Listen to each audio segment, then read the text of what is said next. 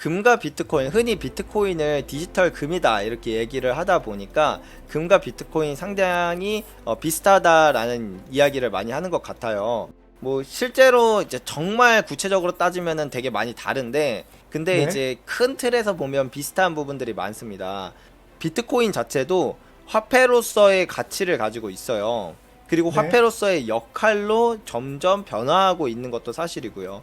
금과 비트코인 같은 경우에 둘 다 돈으로서의 그 속성을 가지고 있어요. 네. 돈으로서의 속성은 네 가지로 얘기할 수가 있는데, 첫 네. 번째는 한정성이고, 두 번째는 안전성, 세 번째는 분할성, 네 번째가 불변성. 이렇게 이제 네 가지 속성을 가져야 하는데, 네. 비트코인도 이 속성을 다 가지고 있어요. 그러니까 네. 언제든지 돈으로서 쓸 수 있는 그런 자산은 맞다, 이렇게 볼 수가 있는 것이죠. 근데 여기서 이제 다른 점이 무엇인고 하면, 금의 가장 매력적인 부분은 바로 익명성이라는 데 있습니다. 이 익명성이 왜 좋은 거냐면, 익명성이 있어야지만이 통제로부터 자유로운 그 거래 상대방 위험이 없는 정말 완벽한 안전자산이 돼요. 최종 네. 지불 수단이 되고 전략적 자산이 됩니다. 쉽게 예를 들면은 그 가장 가까웠던 사례인 2022년 러시아 우크라이나 사태 때 미국이 러시아한테 가했던 스위프트 제재를 보면은 이해할 수가 있게 되는데요. 러시아가 우크라이나를 침공하니까 미국을 포함한 서방 국가들이 러시아에 외환보유고에 있는 달러 자산을 전부 압류했어요. 근데 잘 생각해보면 안전자산이라는 거는 위기의 상황에서 날 지켜줘야 안전자산인데, 러시아 입장에선 어쨌든 위기의 상황인데 그때 날 지켜주기는커녕 오히려 내 자산이 뺏어가서 우크라이나를 재건하는 데 사용한다라는 건 더 이상 달러는 안전자산으로서의 가치가 사라지는 거잖아요. 그리고 이 시기 때 같이 뭘 했냐면, 그 스위프트 제재가 그 러시아의 달러 거래를 다 막아버렸어요. 예, 막으니까 막히잖아요. 네. 이런 것들이 어떻게 보면 그 안전자산으로서 최종 지불수단으로서의 가치를 결국에 훼손하게 되는 자산이 된다라는 건데, 근데 이제 금과 같은 자산을 보면 그 똑같은 시기에 그 LME 런던 금시장이랑 그 다음에 뉴욕 상품거래소에서 둘 다 러시아산 금을 다 이제 규제를 때렸어요. 근데 네. 참 재밌는 게, 러시아산 금은 어쨌든 녹여지면 금이라는 자산 자체가 뭐 일련 네. 번호가 찍혀 있든 뭐 보증서가 있든 그냥 녹여버리면 이 금이 네. 어디서 왔는지 더 이상 출처를 알 수가 없거든요. 그래서 실제로 인도 같은 국가는 보면은 러시아에서 금 왕창 수입한 다음에 다 이제 뉴욕 상품거래소로 보내서 팔아버렸어요. 물론 뉴욕 상품거래소에서 몇 번 규제를 했지만, 근데 그거를 입증할 방법이 없으니까 인도에서 네. 녹여서 나가면 그게 러시아산 금인지 아닌지 알 수가 없잖아요. 네. 이런 익명성이 있기 때문에 각국의 중앙은행들이 지금 미친 듯이 금을 사모으고 있는 이유가, 가장 본질적으로 메리트 있는 가치가 이런 익명성 때문이다라고 생각을 할 수 있는데, 사실 네. 비트코인은 아니거든요. 비트코인은 그 어떤 자산보다 되게 투명한 자산이잖아요. 네, 블록체인 시스템을 가지고 있어서 이 비트코인이 어디서 왔고 이게 누구한테 가는지, 이 모든 정보를 전 세계 누구나 살펴볼 수 있다라는 점이 어떻게 보면 국가의 입장에서, 국가에서 전략적 자산으로 취득함에 있어서는 상당히 좋지 않은 그런 자산이다. 예를 들면 스위프트 제재처럼 러시아를 거쳐온 암호화폐는 받지 않겠다라는 이런 규제를 때릴 때 그런 극단적인 상황까지 생각을 한다면, 원래 전략적 자산은 극단적인 상황에서만 쓰이는 거니까 그렇죠. 예, 그렇게 쓰인다고 했을 때 비트코인이 상당히 비효율이다 이렇게 볼 수가 있어서, 그렇다고 비트코인이 나쁘다는 아닌 게, 비트코인은 오히려 한 개인의 측면에서 보면 금보다 네. 훨씬 메리트 있는 자산이에요. 전쟁 난다고 해서 금 들고 해외로 토끼기가 되게 어렵잖아요. 예, 근데 비트코인은 개인 지갑에 넣고 그냥 나가면 검색대에서 아무리 검색을 한다 그래도 걸릴 수가 없죠. 예, 이런 측면 때문에 비트코인과 금이 그런 화폐로서의 가치를 가지고 있는 건 사실이나 쓰임새가 완전히 다르다라는 걸 알 수가 있어요. 그래서 금과 비트코인은 그 로버트 기요사키의 이제 페이크라는 책을 보면 이렇게 표현을 하거든요. 그 돈에는 세 종류가 있다. 첫 번째는 신의 돈인데, 그 어떠한 통제로부터도 자유롭고 국가가 그런 전략적 자산으로 채택하는 자산을 신의 돈이라고 하고, 이것을 금과 은이라고 얘기를 한다. 그리고 두 번째는 민중의 돈이라고 하는데, 개인이 자신의 자산을 지키고 이제 그런 극단적인 상황에서 대비하기 가장 좋은 돈이 이제 민중의 돈이고, 그것이 바로 뭐 비트코인과 이더리움과 같은 암호화폐다. 그리고 세 번째는 정부의 돈으로 법정 화폐를 의미를 하는데, 국가의 신용만으로 발행하는 그런 종이 돈을 이제 정부의 돈이다, 이렇게 해서 이 돈의 세 종류를 이야기를 하거든요. 그런 것처럼 이 돈이라는 큰 카테고리로 보면은 비슷한 부분이 있겠지만, 그렇다고 네. 해서 그 법정화폐와 금이 같을 수 없듯이 금과 비트코인도 다른 자산이다, 이렇게 이해하면 될 것 같습니다. 실제로 금과 비트코인의 가격 데이터를 쭉 뽑아서 그 상관관계를 데이터 분석해보면 상관성이 아예 없어요.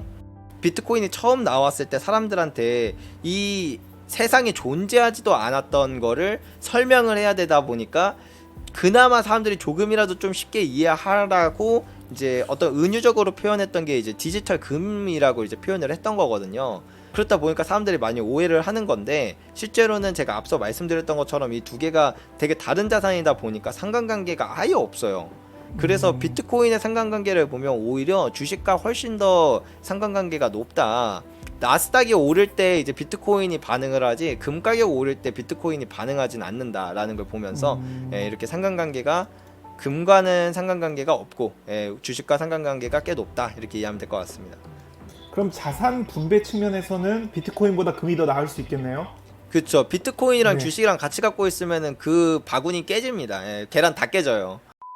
이 의견이 이제 아까 전에 말씀드렸던 처음에 비트코인의 등장 배경, 한 2008년 이제 그때 양적 완화를 통해서 더 이상 화폐의 가치가 이대로 유지될 수가 없다라고 생각했던 사토시 나카모토의 그런 생각이 비트코인의 투자 백서를 통해서 사람들한테 알려지면서, 이렇게 디지털 금이라는 이런 부분 때문에 금과 비트코인을 되게 동일시화하는 일반 사람들의 그런 잘못된 오해, 이런 것들이 생겨나면서 이런 얘기들이 나온 것 같아요. 그리고 이 얘기가 좀 불거졌던 게 2020년 코로나 팬데믹 이후에 정부가 돈도 엄청 뿌리고, 그 다음에 그거 이제 인플레이션도 발생하니까 금 가격이 폭등하기 너무 좋은 시기인데, 근데 생각보다 금 가격은 별로 안 오르고 비트코인 가격만 진짜 하늘 높은 점을 그리고 날라갔잖아요. 그래서 야, 이거 비트코인이 금을 대체하는 끝났다. 거 아니냐, 뭐 금이 원래는 훨씬 더 많이 올랐어야 되는데 그 상승분을 비트코인이 다 뺏어간 거 아니냐, 막 이런 얘기가 그때 많이 나왔었어요.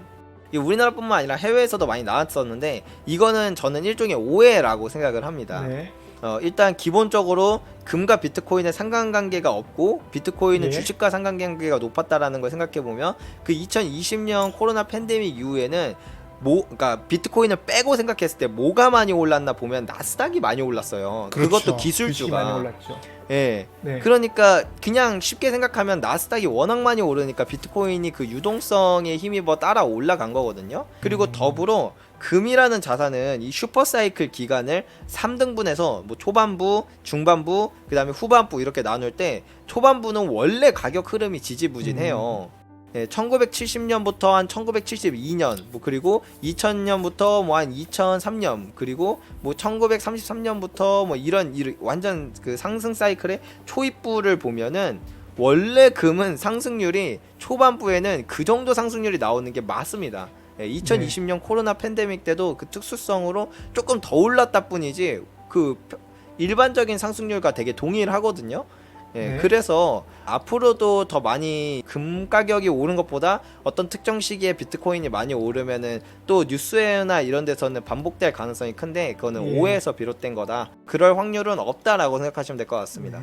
그러니까 일반적으로 생각할 때 사람들은 비트코인과 금 모두 안전자산이다, 혹은 진짜 돈이다, 그런 측면에서 보면, 예를 들어서 똑같이 진짜 돈에 투자돼야 될 상황에 이제는 금하고 비트코인에 나누어서 가져간단 말이에요. 예를 들어서 100억이 금에 50억이 들어가고 또 비트코인에 50억이 들어가고, 비트코인이 없었다면 100억이 금에만 들어가 있었다고 한다면, 그런 측면에서 보면 상승률이 제한되지 않을까, 이런 생각을 갖는 게 일반적이거든요. 이 부분에 대해서는 어떻게 생각하세요? 이제 그렇게까지 간다라고 한다면 비트코인과 금의 상관관계가 앞으로 높아질 수는 있느냐, 그런다고 한다면 이제 금으로 가야 될 수요를 비트코인이 뺏어가게 될 가능성이 커지는 거잖아요. 그러니까 진짜 비트코인과 금의 어떤 그런 교집합이 더 커지는 거니까. 그거는 가능성은 있다고 생각해요. 아. 사실은 뭐 그 정도 상황까지 간다고 한다면 금의 네. 상승을 어느 정도 뺏어 오긴 할 거예요. 근데 뺏어 온다고 해도 금 가격이 이제 그 정도 네. 상황이 가잖아요. 그거는 이제 화폐 시스템의 기축이 흔들리는 거라서, 원래 화폐 시스템의 기축이 흔들릴 때의 금 가격 상승률과 그냥 일반적인 스태그플레이션 정도 상황에서 그런 우려로 인해서 금 가격이 상승했던 시기, 요런 네. 시기랑 비교를 하면은 금 가격 상승률의 차이가 되게 많이 나요. 그러면 만약에 이제 전략적 자산으로 비트코인을 그 자산으로 취득하고 이렇게 그 화폐 시스템의 변화가 이루어지는 시기일 때 금 가격은 적어도 막 20배에서 많게는 막 100배까지 상승을 한단 말이에요.